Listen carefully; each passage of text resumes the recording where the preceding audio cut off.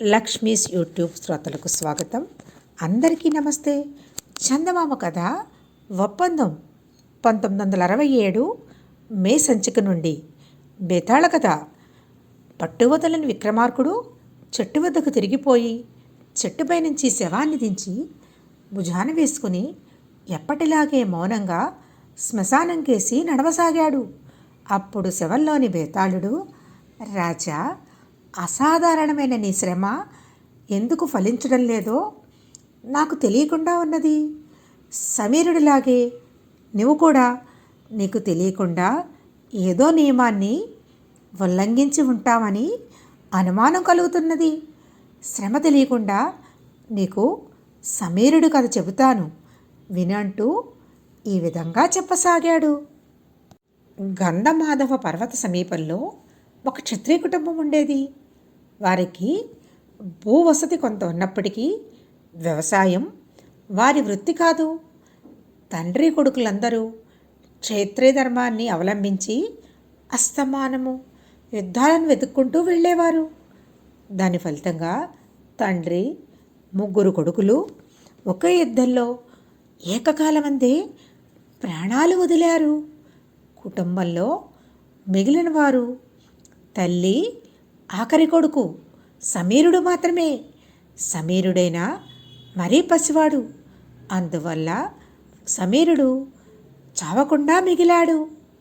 ఈ విధంగా తన భర్త, చెట్టంత కొడుకులు ఒక్కసారిగా చనిపోయేసరికి సమీరుడి తల్లి తమ కుటుంబానికి ఇంక క్షత్రియ ధర్మం చాలు అనుకున్నది.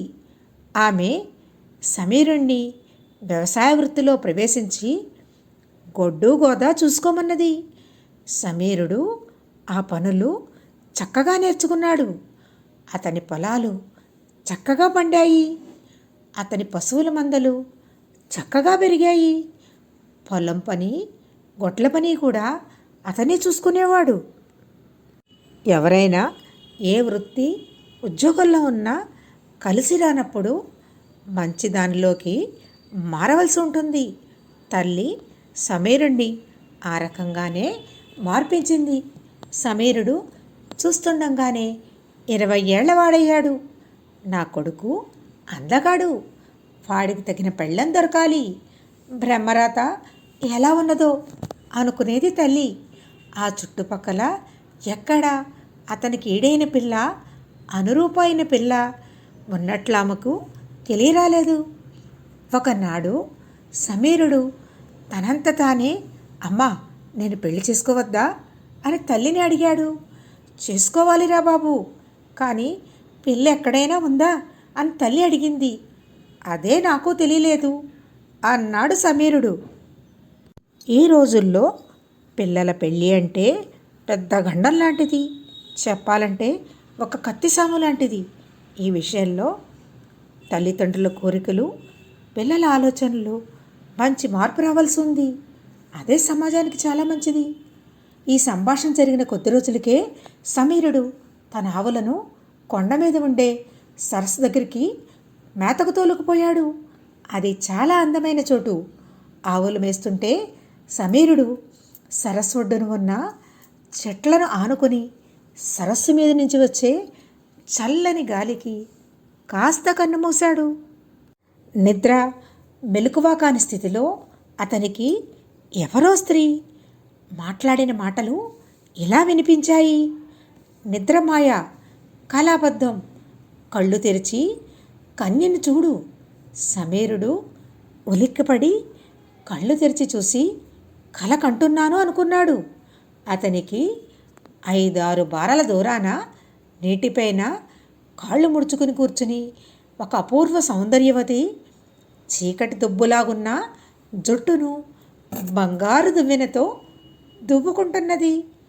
అతనికి నోటమాట రాలేదు. ఆమెను చూస్తున్న ఆనందంతో పాటు ఆమె ఏ క్షణాన అంతర్ధానం అవుతుందోనన్న భయం కూడా అతన్ని బాధించింది. కొంచెం సేపు గడిచాక అతను తన తల్లి కట్టి ఇచ్చిన రొట్టెను తీసుకుని నీటి ఒడ్డు దాకా వెళ్ళి ఆమెను తీసుకోమన్నట్లుగా ఆ రొట్టెను ఆమెకేసి చాచాడు. మాడిన రొట్టె కూడని మొగుడు అని పకపక నవ్వి ఆమె బొడుంగున నీటిలోకి మునిగిపోయింది. ఆమెతో పాటే సమీరుడికి మతి కూడా పోయినట్లయింది. అతను మంత్రించినట్టుగా ఆమె మునిగిన చోటే చూస్తూ గంటల తరబడి అలాగే ఉండిపోయాడు. ఇంతలో ఆవులు అరవసాగాయి. అవి ఇళ్లకు వెళ్ళే వేళయింది. సమీరుడు పరధ్యానంగా కదిలి ఆవులను ఇంటికి తోలుకుపోయాడు. అలా ఉన్నావేంద్రా బాబు అన్నది తల్లి సమీరుణ్ణి చూస్తూనే. ఆమెకు అతనిలో అంత మార్పు కనబడింది. కొండమీది సరస్సు వద్ద జరిగిందంతా సమీరుడు తల్లికి చెప్పాడు. తప్పంతా నాదేరా, ఏదో పని మీద ఉండి ఆ రొట్టెని మాడనిచ్చాను, రేపు చూడు ఎంత మెత్తగా చేస్తానో అన్నది తల్లి. మర్నాడు తల్లి అతి శ్రద్ధగా చేసి ఇచ్చిన రొట్టె తీసుకొని సమీరుడు తన ఆవులను మళ్ళీ ఆ సరస్సు దగ్గరికే తోలుకు వెళ్ళాడు. ఆ రోజు కూడా కిందటి రోజులాగే చల్లగాలికి అతని కళ్ళు బరువెక్కి మూత పడిపోతుండగా ఆమె కంఠం వినిపించింది.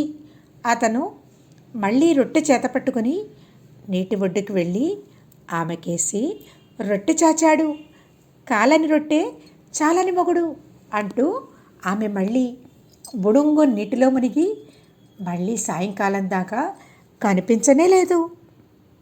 సమీరుడు ఇంటికి వచ్చి, నిన్న రొట్టె మార్చావు, ఇవాళ పచ్చి పచ్చిగా కాల్చావు అని తల్లిని ఆక్షేపించాడు. ఈసారి చూడరా బాబు అంటూ తల్లి మూడోసారి అతనికి అద్భుతంగా రొట్టె తయారు చేసి ఇచ్చింది. సమీరుడు ఈరోజు నీటి మీద ఆమె కనిపించగానే, అమ్మాయి ఈ రొట్టె తీసుకుని నన్ను పెళ్ళాడతావా, నిన్ను పువ్వుల్లో పెట్టి పూజిస్తాను, నువ్వు నాకు భార్యవైతే నా అంత అదృష్టవంతుడు ప్రపంచంలో ఉండడు అన్నాడు. కమ్మని రొట్టె ఘనమైన మొగుడు అంటూ ఆమె నీటి మీద తేలి ఒడ్డుకు వచ్చి అతని చెయ్యి ఆధారంతో ఒడ్డుకెక్కి, నేను నిన్ను పెళ్ళాడతాను, కానీ ఒక్క నియమం, నువ్వు నన్ను 3 సార్లు అకారణంగా దెబ్బ వేశాక ఇక నేను నీతో కాపురం చేయను, అది నీకు సమ్మతమైతే చెప్పు, లేకపోతే నేను ఇప్పుడే మా ఇంటికి తిరిగి వెళ్ళిపోతాను అన్నది. సమీరుడు నిర్ఘాంతపోయి, నేను నిన్ను ఒక్కసారి మటుకు అకారణంగా ఎందుకు కొడతాను, అది అనుకోవడానికి అసహ్యంగా ఉన్నది, నీ నియమానికి నేను సంతోషంగా ఒప్పుకుంటాను అన్నాడు. ఆమె అతనితో పాటు అతని ఇంటికి వచ్చేసి అతన్ని పెళ్ళాడింది. ఏ దేవతో తనకు కోడలు కావడం తన పూర్వజన్మ విశేషం అనుకున్నది సమీరుడి తల్లి. ఆమె బతికి ఉన్నంతకాలము తన కోడలిని మహాగారవంగా చూసుకున్నది. సమీరుడికి నెలలు ఏళ్ళు రెక్కలు కట్టుకొని పోతున్నాయి. అతను తన భార్యతో కాపురం చేస్తూ స్వర్గంలో ఉన్నట్టే భావించాడు. వారికి 3 కొడుకులు కూడా పుట్టారు. అతని చెడు రోజులు అనుకోని విధంగా ఆరంభమయ్యాయి. పొరుగును ఉన్నవారింట ఒక పాపాయి పుట్టింది. నామకరణ మహోత్సవానికి భార్యాభర్తలను పిలిచారు. నేను ఇప్పుడే చిన్న పని చూసుకుని వస్తాను, ఈ లోపల నువ్వు బట్టలు మార్చుకుని అలంకరించుకుని బయలుదేరడానికి సిద్ధంగా ఉండు అని సమీరుడు బయటికి వెళ్ళాడు. ఒక అరగంట అయ్యాక అతను తిరిగి వచ్చేసరికి అతని భార్య కూర్చున్న చోట నుంచి కదలనైనా లేదు. అతను ఆమె భుజం తట్టి, ఇంకా ఇలాగే ఉన్నావేమిటి, వేగిరం సిద్ధంరా అని అన్నాడు.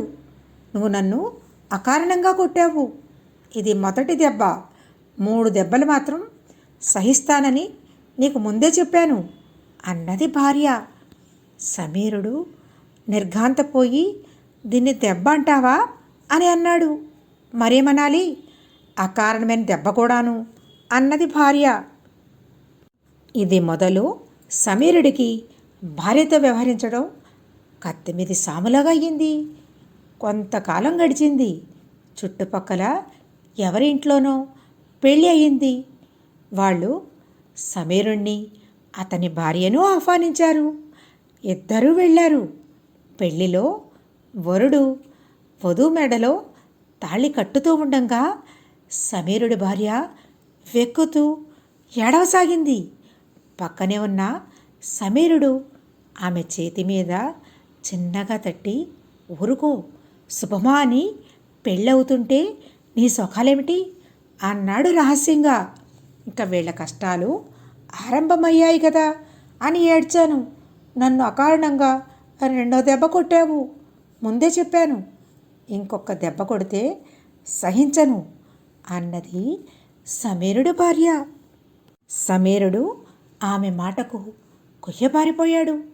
తన సౌఖ్యమంతా తన చేతుల్లో నుంచి జారిపోతున్నదనిపించింది. తన భార్య అంచనా ప్రకారం తాను ఏ క్షణానైనా ఆమెను పోగొట్టుకోవచ్చు. మరికొంతకాలం జరిగింది. సమీరుడి పొరుగున ఎవరో చనిపోయారు. సమీరుడు తన భార్యతో కూడా పరామర్శకు వెళ్ళాడు. శవం చుట్టూ అందరూ చేరి ఏడుస్తుండగా సమీరుడి భార్య విరగబడి నవ్వసాగింది. సమీరుడు అప్రయత్నంగా తన భార్య వీపు తట్టి, ఊరుకో ఊరుకో, అందరూ ఏమనుకుంటారు అన్నాడు. ఆమె మరింత గట్టిగా నవ్వుతూ, చచ్చిన మనిషికి కష్టాలన్నీ తీరిపోయాయి. నన్ను మూడోసారి అకారణంగా కొట్టావు, నీకు నాకు కూడా తీరిపోయింది అని అక్కడి నుంచి బయలుదేరి తిన్నగా సరస్సుకు వెళ్ళి అందులోకి దూకి మాయమైంది. సమీరుడు ఆమెను తిరిగి చూడనే లేదు. బేతాళుడు ఈ కథ చెప్పి, రాజా, సమీరుడి భార్య ఇంత అక్రమంగా ప్రవర్తించటానికి ఏమిటి కారణం? పెళ్ళాడే ముందు ఆమె పెట్టిన నియమాలు, అతను తనను చేతితో హెచ్చరించినప్పుడల్లా కొట్టాడనటము, తన ప్రవర్తనను ఆమె సమర్థించుకున్న తీరు ఆక్షేపణీయమైనవి కావా? ఆమె ఎందుకలా ప్రవర్తించింది? అతనిపైన ప్రేమ పోవటం చేతన? ఈ సందేహానికి సమాధానం తెలిసి కూడా చెప్పకపోయావో నీ తల పగిలిపోతుంది అన్నాడు. దానికి విక్రమార్కుడు సమీరుడి భార్య ప్రవర్తనను ఆమె దృష్టితో చూసినట్లయితే అందులో అక్రమము, ఆక్షేపణీయము అయినది ఏమీ లేదు. ఆమెది దేవత అయుండి కూడా ఒక మానవుణ్ణి ప్రేమించి అతనికి భార్య కావడానికి ఒప్పుకున్నది. ఆమె సమీరుణ్ణి ప్రేమించగలదు కానీ అతని జీవితంలో పాలు పంచుకోలేదు. తమ వైవాహిక జీవితం నుంచి ఎప్పటికైనా విముక్తి పొందే మార్గం ఉండటం తనకు అవసరం కనుక ఆమె ముందుగానే నియమం పెట్టింది. పుట్టుక, పెళ్ళి, చావు అనేవి మనుషులకు, దేవతలకు ఒకటి కాదు. అందుకే ఆమె బారసాలకు పోవాలని ప్రయత్నించలేదు. వివాహం జరుగుతుంటే ఏడ్చింది. అప్పటికే ఆమెకు తన వైవాహిక జీవితం చాలా బాధాకరంగా పరిణమించి ఉండాలి. తర్వాత ఎవరో చనిపోయినప్పుడు ఆనందం పట్టలేక నవ్వింది. నిజానికి ఆమె పొందిన ఆనందం తనకు మానవ జీవితం నుంచి విముక్తి కలుగుతున్నందుకే. వీటన్నిటినీ బట్టి ఆమెను గురించి మనం జాలిపడాలి కానీ తప్పు పట్టరాదు అన్నాడు. ఆ రాజుకి ఈ విధంగా మౌనభంగం కలగగానే బేతాళుడు శవంతో సహా మాయమై మళ్ళీ చెట్టెక్కాడు. కథ కంచికి మనమే ఇంటికి. ఈ కథ మీకు నచ్చినట్లయితే లైక్ చేసి షేర్ చేయండి. మీ ఫ్రెండ్స్కి, రిలేటివ్స్కి. నా ఛానల్ ఇంకా సబ్స్క్రైబ్ చేయని వారు వెంటనే సబ్స్క్రైబ్ చేయండి. మంచి కథలు వినడానికి సబ్స్క్రైబ్ చేయడం మర్చిపోవద్దు. ధన్యవాదములు.